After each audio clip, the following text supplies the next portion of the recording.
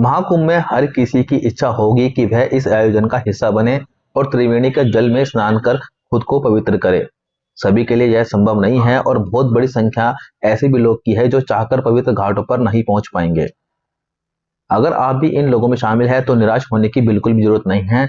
अगर आपकी भी महाकुंभ में स्नान की इच्छा है और वह पूरी नहीं हो पा रही तो शास्त्र में इसका लिए भी व्यवस्था की गई है। पुराणों और शास्त्रों में गंगा नदी की स्तुति और आह्वान के लिए कुछ ऐसे मंत्र हैं जिनके उच्चारण और वाचन से हर क्षेत्र गंगा तीर्थ हो जाता है और हर जल गंगा जल बन जाता है। गंगा माता ने खुद यह वचन दिया है कि जब भी किसी शुभ कार्य के लिए उनका आह्वान किया जाएगा वह हर एक व्यक्ति के कल्याण के लिए जरूर आ जाएंगी।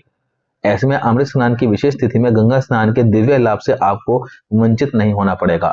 केवल इन मंत्रों का उच्चारण कीजिए और घर में ही गंगा स्नान का लाभ लिया जा सकता है। नदियों के आह्वान के मंत्र। गंगा नदी तो पवित्र है ही, उनकी सहायक नदी यमुना और सरस्वती की भी बड़ी महिमा है। इसके अलावा गोदावरी, कावेरी, सिंधु और नर्मदा भी अपने अपने स्थान पर गंगा का ही अवतार कहलाती हैं। संगम तीर्थ क्षेत्र में गंगा, यमुना और सरस्वती का संगम है, इसलिए तीर्थराज प्रयाग की महिमा भी है।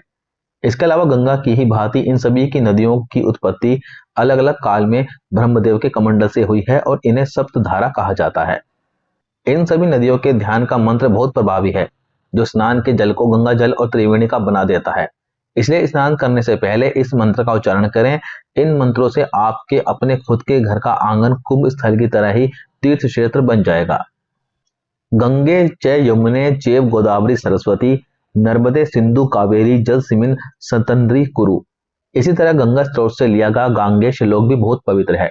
इस श्लोक मंत्र में मां गंगा की पवित्रता का वर्णन किया गया है और उनसे अपने पापों से मुक्ति मांगने की प्रार्थना की गई है। श्लोक में कहा गया है कि गंगा जल मनोहारी है जो कि मुरारी यानी कि श्री विष्णु के चरणों से निकली है। त्रिपुरारी यानी महादेव श्री द्वारा शीश पर धारण किया गया है।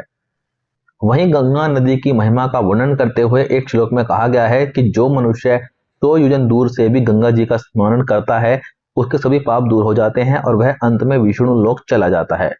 इस श्लोक के जरिए यह बताया जाता है कि मां गंगा इतनी दयालु है जो अपने पुत्र और भक्तों के एक बुलावे पर खुद उनके पास चली आती हैं। गंगा नदी का दर्शन मात्र ही मुक्ति का मार्ग है।